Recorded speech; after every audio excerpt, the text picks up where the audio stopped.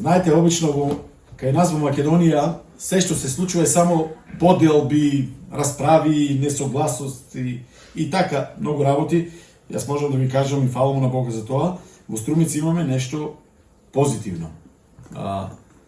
Ние од Великден наваму постоеше една група, Голгота, двајца мои браќа со кои што ние заедно всушност и почнавме црквата во Моноспитово, кога почнавме тие се приклучија, бевме можеби едно 15 години поделени, но еве 2-3 години разговаравме и мене ми е многу мило што од еден убав ден ние сме заедно и тие станаа дел од Евангелска црква Струмица, дел од луѓето Евангелска црква Моноспитово, селото од каде што потекнуваме. Така да не се црно, има иднина за црквата Христова, затоа што таа не се темели на тоа кој сме ние, туку се темели на она што Бог е. И навистина, убаво е да можеме да бидеме заедно ова утро. Гледам тука мои познати, двајца млади таму позади, не сум ги видел, уште пред да стапат во брак. Така да милуме што ги гледам. Нека Господ ве благослови. Сакам да се помолам пред почетокот на Словото Божјо. Татко наш небесен, благословено и прославено нека е името Твое. Фала Ти затоа што ни даваш прилика, одново како фамилија Твоја, да дојдеме во подножието на крстот. Да дојдеме, Господе, и таму каде што сме сите еднакви, бидејќи за секој еден од нас е платена иста цена. Крвта на Твојот Син течеше тоа платежно средство, за да можеме ние да бидеме слободни, не одреден период, за секогаш од гревот, затоа што крвта Твоја има сила и мог да не чисти. Затоа те молам, благослови го Твојот збор на секаде каде што денеска ќе се проповеда. Нека, Господе, Словото биде не со наша сила, не со наша мог, туку во силата на Духот Свети, како што вели пророкот Захарија. Затоа те молам, биди тука помеѓу нас, благословене и допри нашите срца и охрабрене, Боже. Молеме те, Господе, како што Ти велиш, ние се приближуваме кон Тебе, приближи се и Ти кон нас. Во името на Твојот Син Исус, по силата на Духот Свети те молиме. Амин. Има некој тука од машките што се вика Томе? Нема. Добро, ако нема, тогаш ќе зборуваме за Томислава. Ќе го начекаме да му идем на Илинден. Секако се шалам. Но вообичаено денеска би требало да зборуваме според црковниот календар. Иначе сум човек кој што не пратам црковни календари. За Тома, кој што велиме неверниот Тома. На колку Тома беше неверен, ако се споредиме, најде Тома ја даде најјасната исповед. Кога виде нешто толку значајно, толку мокно, толку силно, тој падна на колена и кажа: Господ мој и Бог мој. И тука заврши сета приказна за Тома, дали Исус е воскреснат, дали е жив, дали тој е тој. Јас ова утро со Божја помош, како што знаете, во вашите флаери пишува, Живко ме праша: тато, што ќе зборуваш? Обично јас, дока и четврток, не знам што ќе зборам. Во петок веќе ми е јасно, во сабота ми е 100% јасно. Но тоа беше една недела порано и така седнав, размислував и му реков ќе зборувам на темата Погледни ги моите раце. Знаете, раците се многу важен елемент. Раце со кои што градиме, раце со кои што се прегрнуваме, но и раце кои што знаат да одбијат, раце кои што знаат да земат пушка, раце кои што знаат да земат нож. Нажалост, рацете ќе го извршат тоа што командата ќе даде. Командниот центар од тука доаѓа. И додека бевме студенти, размислувавме за таа тематика, како студенти посетувавме избеглишки кампови. Јас нема да се пофалам со тоа, отидов само еднаш и реков никогаш повеќе. Отидов како студент мислејќи дека ќе ги охрабрам тие луѓе таму. Они плачат, јас плачам. Они плачат силно, јас ош посилно. Кога ги слушате маките на луѓето кои што ле не поминале, кога една мајка ќе ви каже: го фрлив моето дете во реката за да не биде убиено, не може да биде равнодушна. Ете, браќа и сестри, зошто рацете на Исус се толку значајни и важни во тој даден момент во кој што беше? Тома самиот кажа, додека не ги видам неговите раце, додека не го става мојот прст по неговата рана, нема да поверувам. И текстот сакам да го прочитам, чисто да знаете зашто станува збор, во Евангелието од Јована, 20 глава, од 19 до 31 стих. Значи, Јован 20, од 19 до 31. Словото Божие вели вака. А вечерта на истиот прв ден на седмицата, додека вратата каде беа собрани учениците беше затворена поради страф од јудеиците, Исус дојде, застана насреде и им рече: мир вам! Откако го рече тоа, им ги покажа рацете и ребрата. И учениците се зарадуваа кога го видоа Господа. Тогаш Исус пак им рече: мир вам! Како што ме прати таткото и јас ве праќам. Кога им го кажа ова, дувна во нив и им рече: примете Свети Дух. На кој ќе им ги простите гревовите, простени им се. На кој ќе им ги задржите, задржани им се. А Тома, наречен близнак, еден од 12, не беше со нив кога дојде Исус. Затоа другите ученици му рекоа: го видовме Господа. А тој им рече: додека не ги видам раните од клинците на неговите раце и не го става мојот прст во раните од клинците и не ја става мојата рака во неговите ребра, нема да поверувам. А по 8 дни неговите ученици пак беа внатре и Тома со нив. Додека вратата беше затворена, Исус дојде, застана на средина и им рече: мир вам! Потоа му рече на Тома: испружи го твојот прст ваму и види ги моите раце, и испружи ја твојата рака и стави ја во моите ребра, и не биде неверен, туку верен. Тома одговори и му рече: мој Господ и мој Бог. Исус му рече: поверува зашто ме виде, блажени се оние кои не виделе, а поверувале. И многу други чуда направи Исус пред учениците кои не се запишани во книгата, а овие се запишани за да верувате дека Исус Христос е Божи Син и верувајќи да имате живот во Неговото име. Браќа и сестри, зошто Исус Христос е посебен? Што го прави посебен Исус Христос? Тој е посебен не само на земјата, тој е посебен и на небесата. Дојде на оваа земја, стана како секој еден од нас. Буквално во се изедначи. Стана 100% Бог, 100% човек беше тој. Живееше како и секој еден од нас, но не умре како секој еден од нас. Ние можеме ќе речеме да, тој умре како секој еден од нас, но како можеше безсмртниот да умре? И која беше целта на неговата смрт? Исус имаше една јасна, сосема, единствена цел. Тој дојде како јагне паскално да биде заклано за нашите греови. И кога го читам тој текст секогаш од Исаја 53 глава, 740 години порано запишено, само колку пророштва таму се исполнуваа. А тој беше одведен на колење и како јагне немо пред стрижачите своји, така ни устата своја не ја отвори, умирајќи на крстот на Голгота. Но тука не застана приказната за Господ Исус Христос. Минатата недела, верувам како и секаде, имавме проповед за славниот, мокниот, силниот момент кога Исус ја победи смртта. Кога ангелите самите објавија зошто го барате живиот, живиот меѓу мртвите. Тој не е овде, воскресна. Браќа и сестри, Господ Исус Христос ја победи смртта. Ја победи. И што е она што сега го прави посебен? Тоа се неговите рани.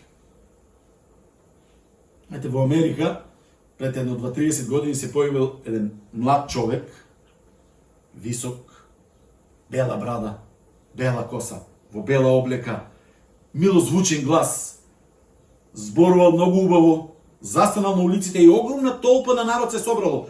И тој имал само една порака: јас сум Христос кој дојдов за да ве спасам. Луѓето биле збунети, знаете. Во таква ситуација има две опции. Или таквиот човек стварно е Христос, или едноставно нешто не е во ред со него.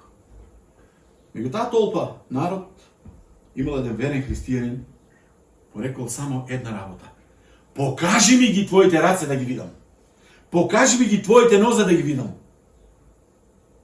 И тој човек стоял за момент, ги сокрил своите раце и исчезнал. на неговите раце ги немало раните со кои што Исус бил закован на крстот. Видете, кога ние ќе одиме во некоја странска земја или некаде кога патуваме, обично се трудиме, затоа што нашата економска моќ е таква каква што е, да земеме барем некое мало сувенирче што ќе не подсетува на таа земја. И Исус Христос понесе со себе сувенири во небесата, кои не беа воопшто ефтини, кои не беа воопшто лесни. Неговите 5 рани на рацете, на нозете и во реброто. И тие рани сведочија дека тој е пасхалното јагне, како што вели во Откровението, заклано, но тој е денеска лавот јудин за секој еден од нас. Браќа и сестри, навистина, токму заради тоа, сакам да зборувам за рацете, што тие зборуват, какво е нивното значење. И првото нешто за што сакам да зборувам е со клинци прободените раце се доказ за љубов, но и за страдање. Дури и Тома, во сето свое неверие, пред доказите, замолкна. Немаше потреба тој веќе да ги стави своите прсти, да ја стави својата рака. Тој едноставно падна, затоа што тој добро знаеше. Дали од страна посматрал, но тој знаеше, ова е Исус кој што висеше на крстот. Видите, Божите рани и денеска служат за мнозина за исцеление, за утеха. Неговите рани никогаш не се пречка да некој биде утешен. Во неговите рани ние се исцеливме. Казната за сите наши беззаконија падна врз него. Браќа и сестри, раните не информираат за тоа дека Исус страдаше. И болката не била нешто нереално. Напротив, болката била страшна, болката била ужасна. Дури до тој степен што Господ Исус Христос во тој момент самиот ги искажува зборовите кои што Давид ги запишал пак 1000 години порано во 22-иот псалм, првиот стих кој што е месијански псалм, вели: Боже мој, зошто си ме оставил? Тоа е еден од најтешките моменти во животот на Господа Исуса Христа. Болката и страдањето се проблем за секој човек. Кога нешто те боли, боли едноставно. Болката е непријатна. Сега можеме ли ние да замислиме Бог кој страда? Бог кој чувствува болка? Тоа некако не ни е својствено во нашиот ум. Зошто Бог тоа не го спречи? Зошто Бог дозволи неговиот син да отиде на крстот и да пострада? Има ли болка каква што е мојата, како што вели Светото писмо? Ете, браќа и сестри, не беа клинците кои што го задржаа Господ Исус Христос на крстот. Едноставната причина зошто тој остана на крстот беше љубовта према паднатиот човек. Љубовта према тие кои што викаа распни го, а тој молеше: татко, прости му, ти не знаеш што прават. Ако Исус не умреше на крстот, на што ние ќе се надевавме? Добри сме. Знаеме колку сме добри. Често пати на браќите и сестрите и на луѓето кои се во црквата викам: немојте да ме напаѓате. Или не дај Боже да ме оговарате. Слаби сте. Јас најдобро знам колку сум лош. Колку и вие да знаете за мене, сепак јас најдобро знам. Најдобро знам. Затоа немојте да се навлекувате такви гревови без врска. Туку да се молиме, да се храбриме, да се тешиме, да се благословуваме, да се застапуваме, да се носиме едни со други. Тоа е многу поважно. Ете, браќа и сестри, раните на рацете Исусови зборуваат за едно големо Божјо страдање. Тој навистина страдаше. Кога ние имаме болка, кога имаме тешки маки, тоа не е наш собствен избор. Нешто ни се случило. Си се удрил, си доживеал некоја катастрофа и секакви згоди и незгоди во животот како млад имам видено. Тешки собрекајки, велосипеди, несакани ситуации. често пати болката не е наш избор. По тоа и се разликува Исус од нас. Тој доброволно избра да страда. Видите? Доброволно. За да може во се да се идентификува со тебе и со мене. За да можеме ние во неговите рани да бидеме исцелени. За да може тој врз себе да ги понесе сите наши греови. Брати и сестра, со клинци пробудените раце зборуваат за љубовта на Спасителот. Може и денес некој ќе праша, потребно ли беше? Зошто тој масакар?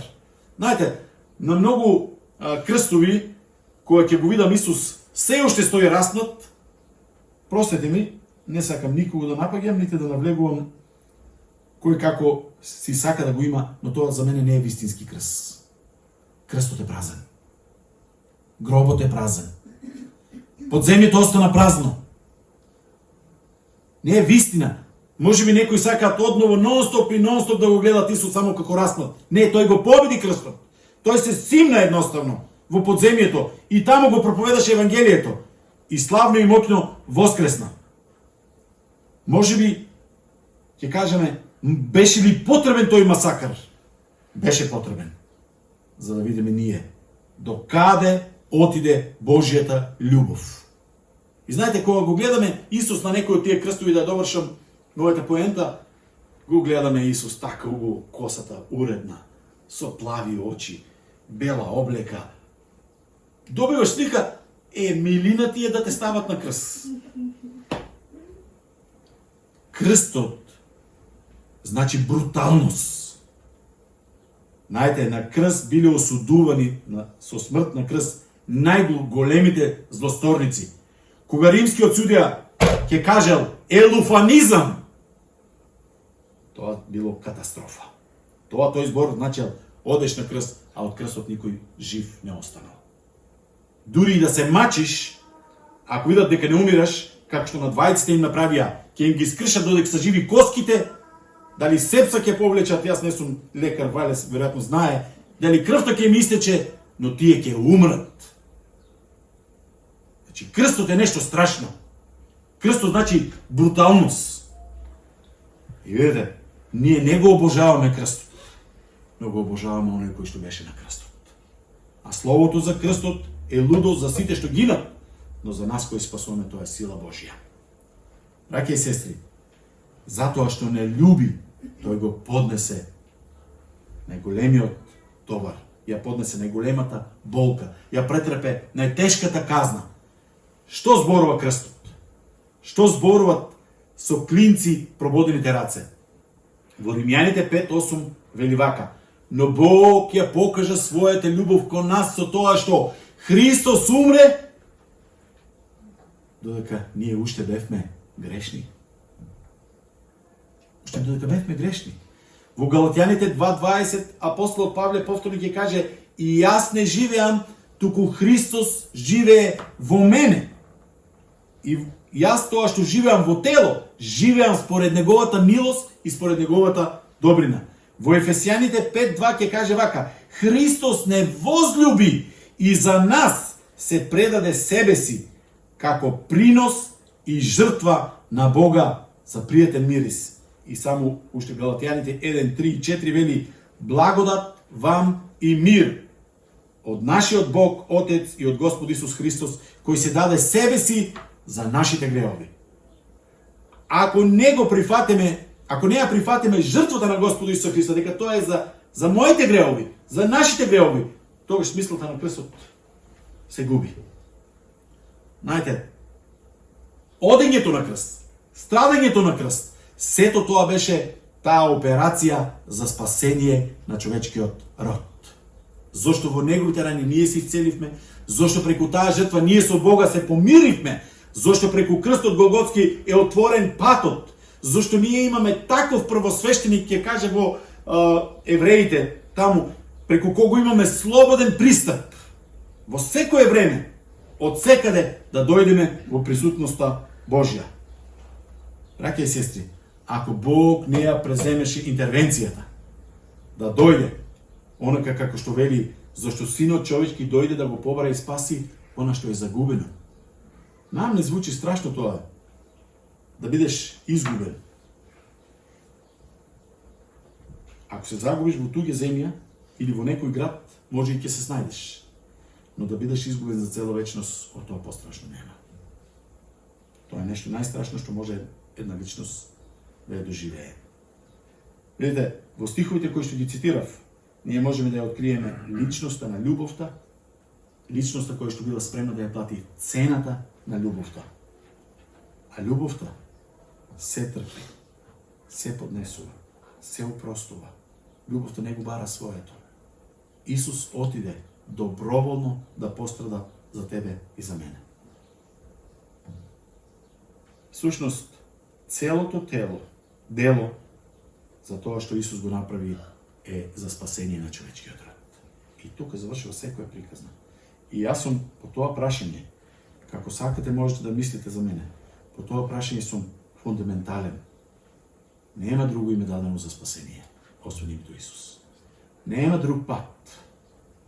Затоа што Исус вели, јас сум патот, вистината и животот. И никој не може да дојде при татко ми, освен преку мене. Нема друг посредник. Секој чест, или ако некој размислува поинаку. Знаете, Струмица порано била позната како космополитски град во кој што можеш да бидеш различен од другиот и по вера, и по нација, и по било што, и да бидеш прифатен. Во Струмица различни цркви уште пред 150 години. И луѓето живееле нормално. Денеска, знаете по што е позната Струмица? Тоа веќе го нема. Духовниот соживот веќе го нема. Денеска Струмица е позната по карневалот, кој што се возобнови со една голема сила и се возобновува нешто што никогаш го нема во Струмица. Никој да не ме лаже. Јас сум скоро 60 години, јас такви работи не памнам. Живеав 8 години на 500 метра од тамо каде што тоа се случува сега.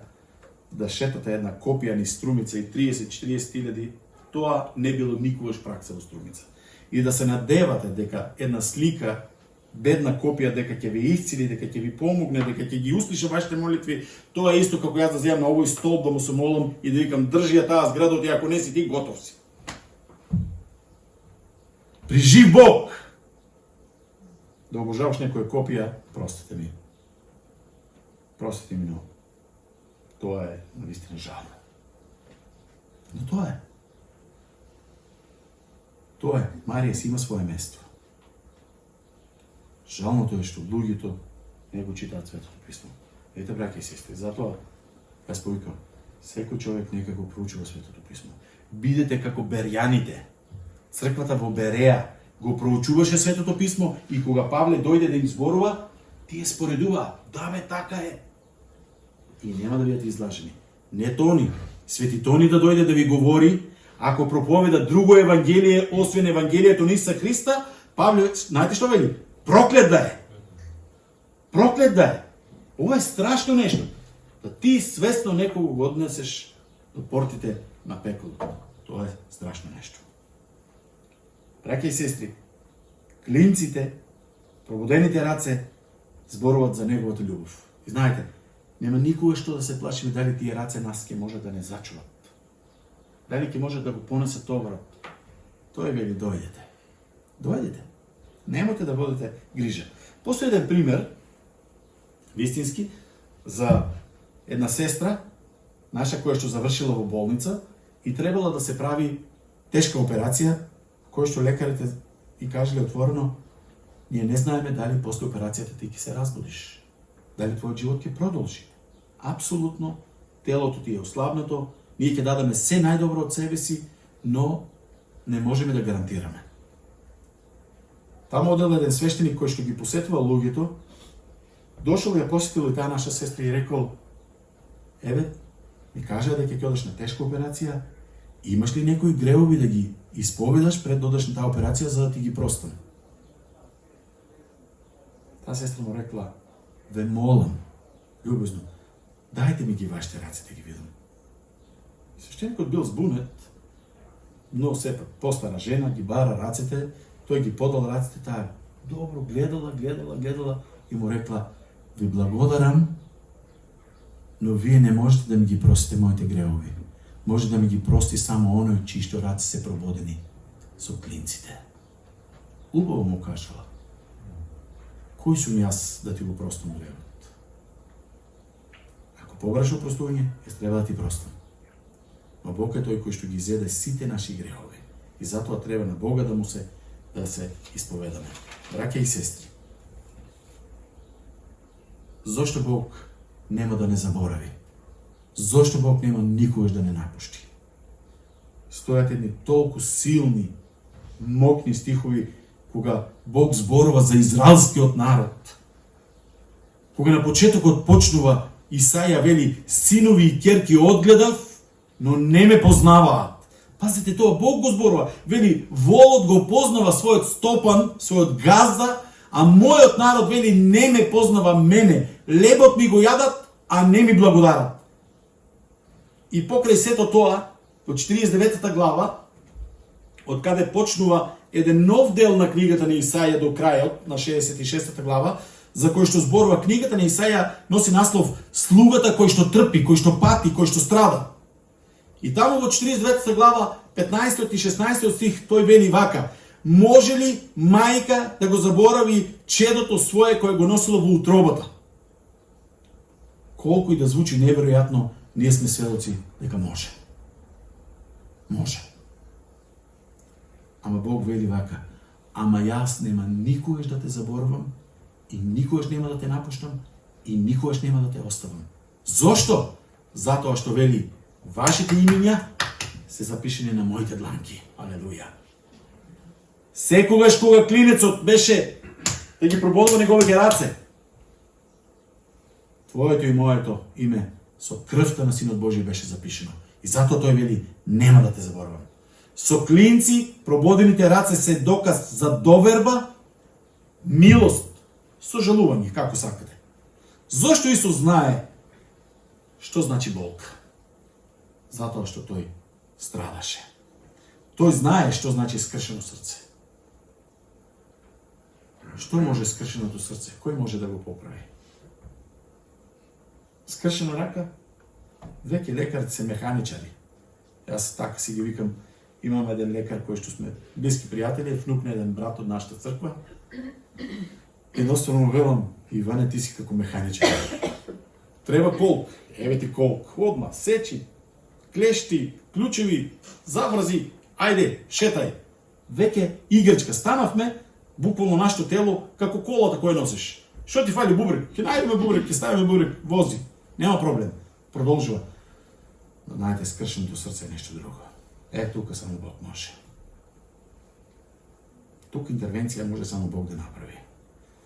На еден брат скоро му кажував една песна, има, не знам дали сте ја слушале, кога еден млад човек се залюбил во една девојка. И рекол: што и да побраш, ќе дадам за тебе. Ајде, девојки, слушайте. Немојте само да го барате тоа што таа го побарала. Таа рекла: го сакам срцето на твојата мајка да ми го донесеш на твоите раце. И се реши од свекрвот право. Младечот толку ја сакал, ја споделил веста со мајка му, а мајка му рекла: сине, јас сум спремна за тебе. Еве ти го моето срце. Носејќи го срцето, младиот човек се сопнал на еден камен, се удрил, си ги повредил колената, а срцето прозборило: сине, да не се повреди. Такво е срцето на мајката. Може ли мајка да го заборави своето чело? Тоа е едно тешко прашање. Видите, браќи и сестри, може би нам не изгледа несватливо, но тоа што неговите раце се прободени, јасно укажуваат дека Исусите како ја разбера нашата болка. Реков, во Евреите ние читаме за нашиот првосвещеник кој што навистина не чека и не обезбеди слободен пристап до тронот на милоста. Знаете, кога кинезите сакат да ја опишат љубовта, кога сакат да ја представат љубовта. Знаете што цртат тие? Тоа не го знаев и тие цртаат некоја слика на болка. Вели, кога болката е силна, а срцето се уште сака, тоа е врав. И тоа е она што Исус вели. Некој да умре за добар, разбирливо, сватливо е. Ама да умре некој за некој лош, тоа е несватливо. Несватливо, браќи и сестри. И токму тоа го направи Исус за секој еден од нас. Тој ни ја покажа највозвишената љубов. А цената беше тоа што тој пострада наместо нас. Во личноста на Исуса Христа, Божјата љубов се спушти на ниво на човечката, за да можеме ние да ја разбереме. Иначе, немаше да го сватиме тоа. Знаете, муслиманите веруваат дека Исус не умрел на крстот. Туку на крстот умрел Јуда, ама Исус само го ставил ликот дека е негов. Што е ноторно лага. Затоа што Исус воскресна, не воскресна Јуда. Нажалост. Духот на измамата си го работи своето. Видите, зошто Бог допушти да човештвото страда? Кога човекот сгреши, кога Адам и Ева сгрешија, Бог дури, ќе кажеме, не само што змијата беше проколната, Бог дури и самата природа, земјата, вели, ја проколна и од сега ќе ти раѓа трње, а ти со пот и мака ќе го вадиш твојот леп. Што мислите, дали животот би бил многу попријатен ако болка не чувствуваме? Не баш. Веракт ми од вчера. Ја?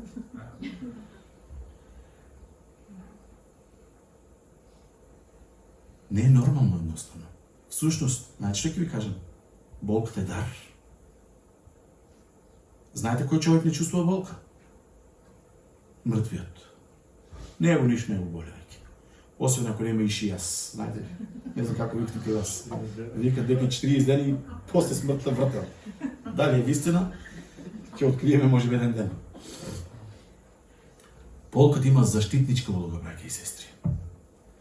Еден наш верен брат по име доктор Пол Брент работел 20 години помеѓу луѓе кои што биле заболени од лепра.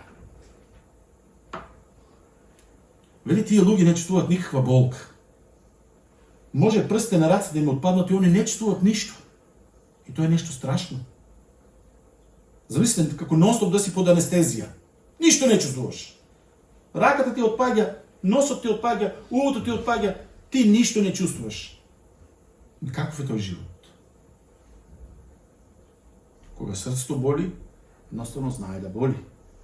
Кога раката боли, знае да боли. Видите, браќи и сестри, најлошото нешто што би можело Бог да го допушти до овој свет живее во својата паднатост и да не ја чувствува тежината и болката на гревот. Човек да биде несвесен, замислите, кога совеста ќе отрпне. Тоа е страшно. Барем овде на Балканот се изнагледавме, изнаслушавме на се. Нажалост, еве такви работи се случуваат и во Украина, и светот едноставно не знае со нешто друго, само звечка со оружјето. Живееме во еден несигурен свет, каде што толку болка, толку тага, маки, неволи, проблеми, нема крај едноставно. Нема крај. Каде е несигурното место? Во преградката на Господа Исуса. Но не сите сакаат таму да одат. Дури и евреите, кога Господ Исус Христос плачеше, знаеше зашто плаче. Ерусалиме, Ерусалиме, колку пати сакав, како квачката што ги собира своите пилиња, така и јас да ве соберам, но не сакавте. И затоа им вели, но вашиот дом, еве ви се остава пуст. Само 33 години после тоа, римскиот генерал Тит ќе дојде и ќе ги исполни зборовите за кои што Исус кажа, и ви велам, ни камен на камен нема да остане. Се ќе биде испревртено, 1 милион евреи ќе бидат убиени, ќе си го добијат тоа што самите го кажа. Казната нека падне на нас и на нашите идни поколенија. 19 века немаа своја собствена национална држава. 19 века. 19 века тие секоја нивна нова година Рош Хашан се поздравува со поздравот следната година во Иерусалим. Следната 19 века. Затоа и псалмистот вели: ако те заборавам Иерусалиме, нека десницата ми се исуши, нека јазикот ми се залипи. Плач, болка. И тој народ се дигна од пепелта.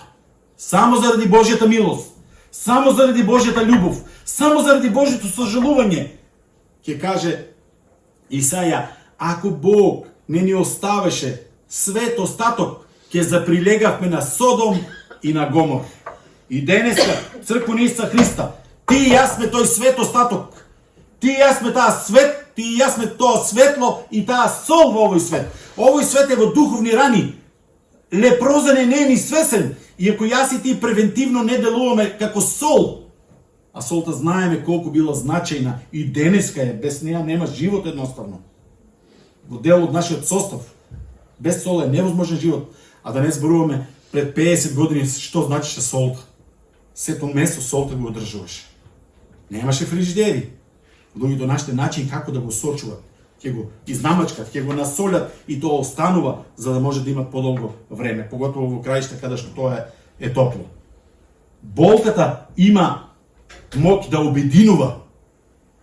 Може би ќе кажете како може. Кога еден народ страда, може би со комшијата, со кој си се немал со години, тогаш заедно ќе бидеш. Ете, мене ми е многу жал, во историјата на мојот народ во Струмец имам видено на многу погреби, кога браќа и сестри, знаете зашо се карат углавно? За една педа земја повеќе. Тате ти даде на тебе повеќе. Тате на тебе ти остави 3 квадрата повеќе од еден стан. Тате на тебе ова и цел живот се нема. Ќе се случи, сведок сум бил на тоа, како плачат браќа и сестри. Брате, замина, а не се помиривме. Тоа е жално. Тоа е жално. Не се исплаќа, верувајте. Не се исплаќа и без тоа сме само гости и патници на оваа земја. Болката нас не обединува. Зошто? Затоа што Светото писмо вели, кога еден орган во нашето тело страда, целото тело страда. Не може кога ногата ме боли, аз викам многу ме гајлеш, ногата ме боли. Важно другото ми издрава. А не може. Цело е кога е се, кога е комплетно. Не може едноставно. Видите, неговата болка не обединува нас со него. Всушност, во Евреите, 2 глава, 10 стих, слушнете што вели дури еден интересен стих. Веројатно ќе треба малку подлабоко и јас самиот да размислам, може би некоја проповед да спремам, но стихот е доста интересен. Вели вака: зошто му прилегаше нему, заради кого е се и преку кого е се, откако приведе многу синови во славата, преку страдањето да го усоврши началникот на нивното спасение. Како да тоа страдание го усоврши Исус, како да на Исус нешто му фалеше. Нам ни фали. Нам ни фали. На него не. Ете, браќа и сестри, со клинци прободените раце се со искуство и служат како доказ. Колку веќе не има на земјата? 8 милиарди, немам појма веќе. Веројатно ако бројат како нас како не бројат, и 12 ќе излезе, не. И резидентни, и президентни, и тука, и таму, и ваму, и онаму, и секаде, кога се избројам и намешчијата колку не има, ќе не има доста, не? И колку и да сме, секој еден од нас е уникатен. Ќе отидеш, ќе ти измачкат прстов и со тоа ќе те идентификуваат. Нашите раце се доказ. Твоите и моите раце ќе покажат многу нешто. Раце кои ќе дадат леп или раце кои ќе земат камен. Многу полесно. Човекот во историјата бил спремен да земе камен и да фрли.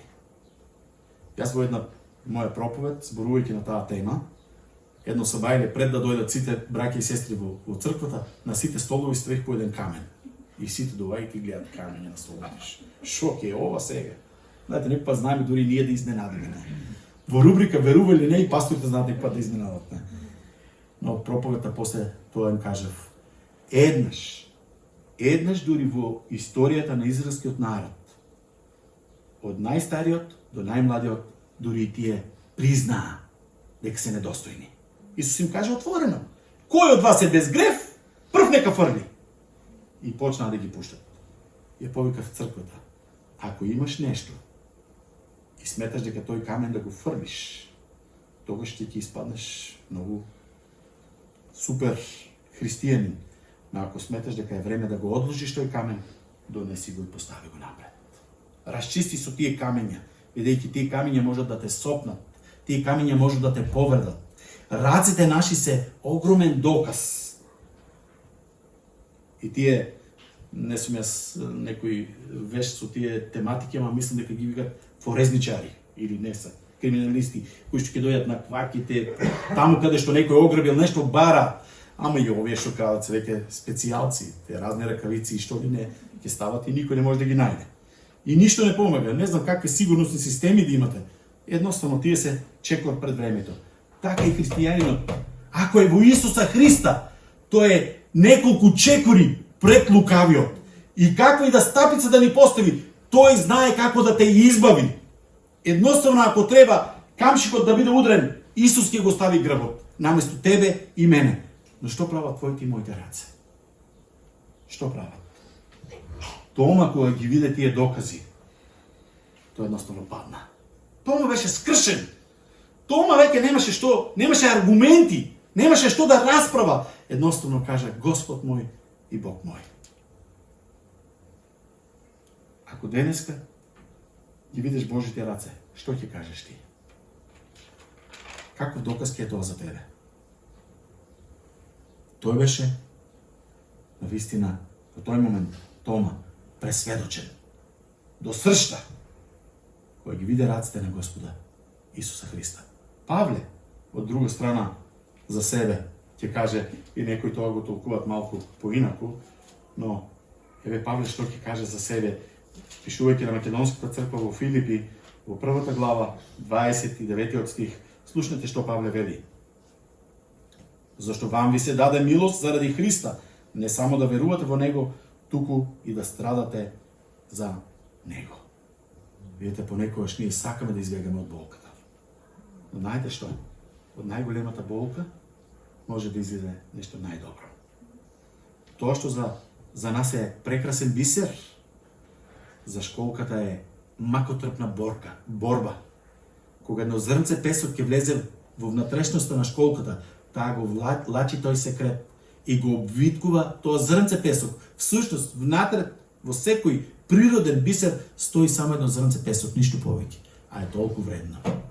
Од најголемата болка произлегува тој бисер. Браќи и сестри, од таа болка со која што Исус страдаше, јас и ти излегуваме чисти како бисери, зашто крвта на Синот Божи не чисти од секој грев. И за крај, уште еден пример, се случило еден внук живеел со својата баба. Детето било околу 10 години и се случил тежок пожар. Бабата била стара, се обидувала своето внуче да го спаси, но заради смогот, заради немокноста, на жалост се загушила и починала. Детето плачело, многу народ имало, куќата било во пламен, од вратата веќе пламено излегувало. Се појавил еден човек кој што носел во раците копач и отишел од позади на куќата и почнал да го руши еден џам, од каде што слушал како детето плаче. Од тој прозорец гласот доаѓа. Го срушил прозорецот, влегол човекот и последна минута излегол и детето го спасил.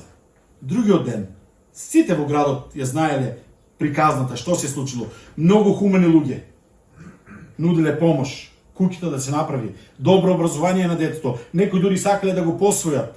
Детето гледало, едноставно оставиле властите детето само да избере. Во тој момент се појавил еден човек кој што ги испожил раците према детето. И детето ги погледнало, тие раце били изговорени, и тоа доста добро изговорени. И детето го препознал човекот. Се фрлил во преградката на тој човек и заминал со тој човек. Заклучокот, дури децата знаат да препознаат. Ако тој човек беше спремен да умре за мене, кога не ме знаеше, сега многу повеќе ќе биде спремен за мене, да ме чува, да ме води и да ми помага. Едноставно, браќа и сестри, кога Бог требаше тебе и мене да не спаси, тој не се двоумеше ниту за миг. Ја остави небесната слава, дојде, пострада и умре заради мене. Или како што Павле милово да каже, за грешниците меѓу кои прв сум јас.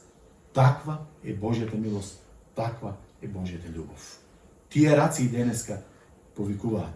И раците на Господа се раширени. И тој повикува, дојдете. Ако навистина Бог изборува, навистина, немојте таа прилика да ја пропуштите, да отидете кај Господа. Амин.